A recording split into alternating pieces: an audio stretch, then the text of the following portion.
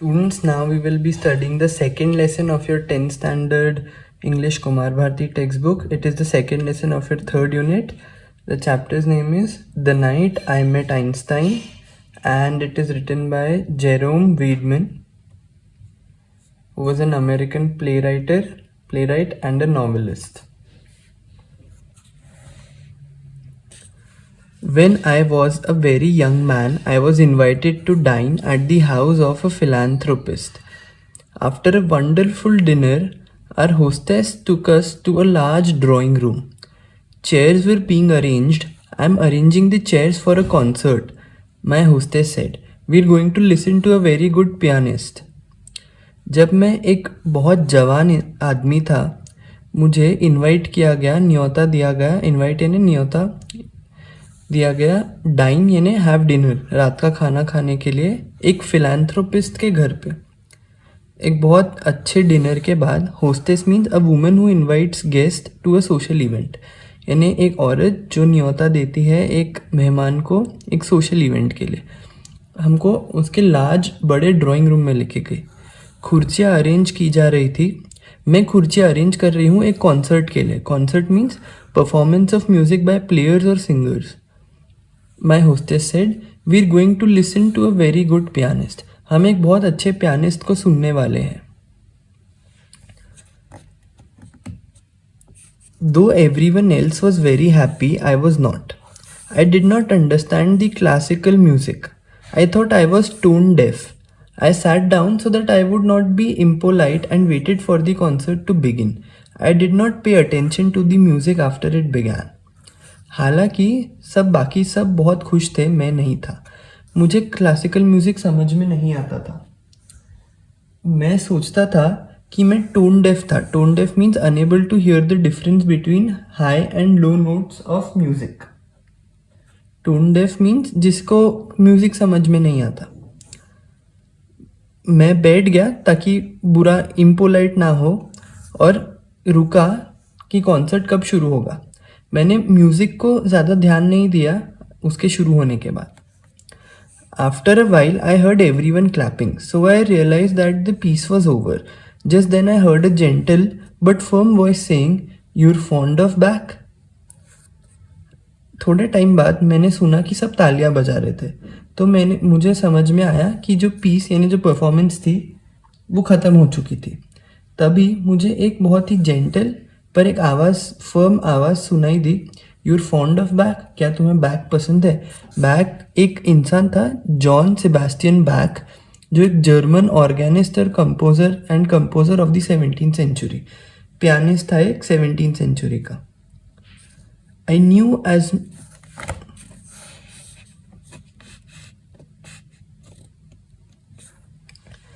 New as much about Bach as I did about nuclear physics. I was going to say something ordinary so that I could get out of the situation. I turned in order to look at my neighbor and I saw a very famous face. It was someone with a shock of white hair and a pipe. मैं back के बारे में उतना ही जानता था जितना nuclear physics के बारे में। मैं कुछ सादा बोलने वाला था ताकि मैं उस परिस्थिति से बाहर निकल सकूं। मैं मेरे पड़ोसी उसके तरफ मैं मुड़ा और देखा, और मैंने एक जो मेरे बाजू में बैठा था, और मैंने एक बहुत ही मशहूर चेहरा देखा।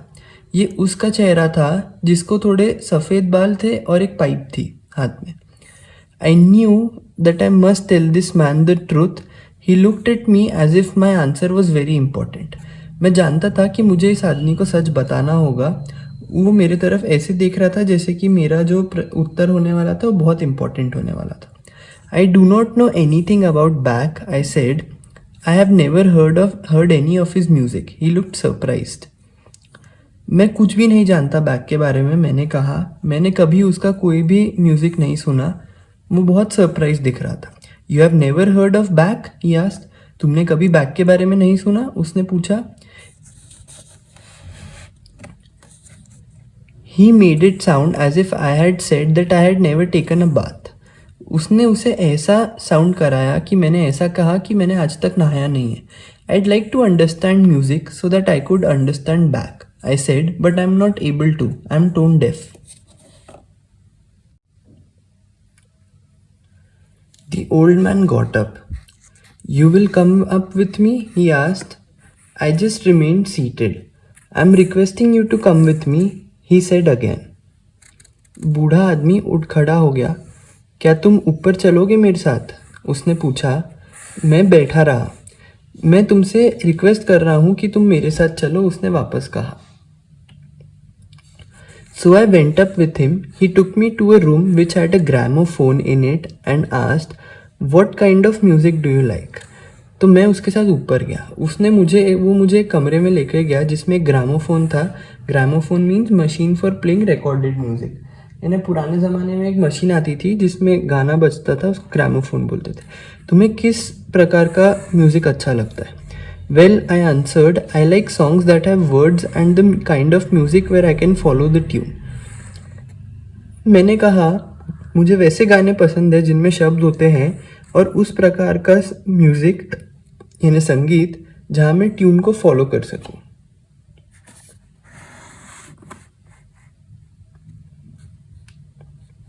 He smiled and nodded, obviously pleased. You can give me an example perhaps? वो मुस्कुराया और nod means moved head up and down to indicate agreement. यानी सर हिलाना जब हम कोई चीज़ के अग्री या हाँ बोलते हैं तो उसमें. क्या तुम मुझे एक एग्जाम्पल दे सकते हो? I told him I like anything by Bing Crosby. At once I could hear Bing Crosby's voice filling the room.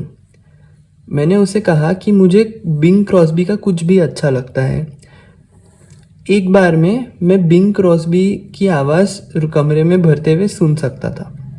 Now can you please tell me what you just heard, he said. क्या अभी तुम मुझे बता सकते हो तुमने अभी क्या सुना? उसने कहा.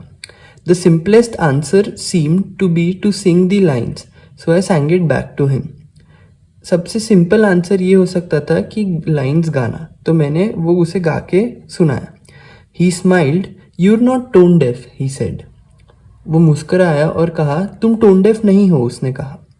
I told him this was one of my favorite songs, something I had heard hundreds of times, so it didn't really prove anything. मैंने उसे कहा कि ये मेरा मनपसंद वाला गाना था और जो ऐसा था जो मैंने बहुत बार सुना था, तो ऐसे कुछ प्रूव नहीं कर रहा था वो. Nonsense, said Einstein. It proves everything. Do you remember your first arithmetic lesson in school? Suppose at your very first contact with numbers, your teacher had ordered you to work out a problem in, say, long division or fractions. Could you have done it? Nonsense. मैं मान ही नहीं सकता, said Einstein. ये हर चीज़ prove कर देता है.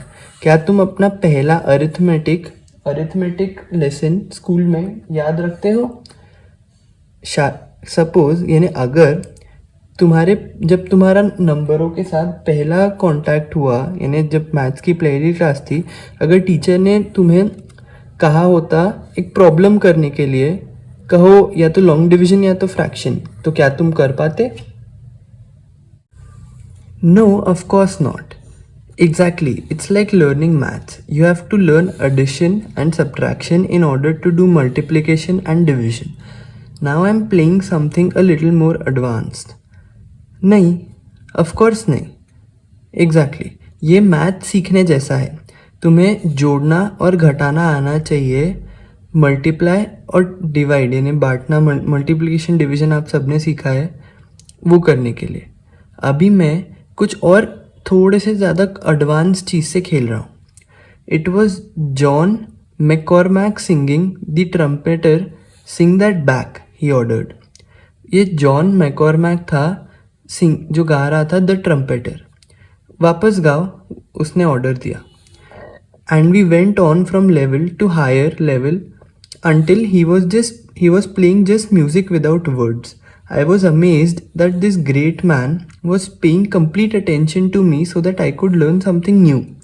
It was as if I was the most important person in his world.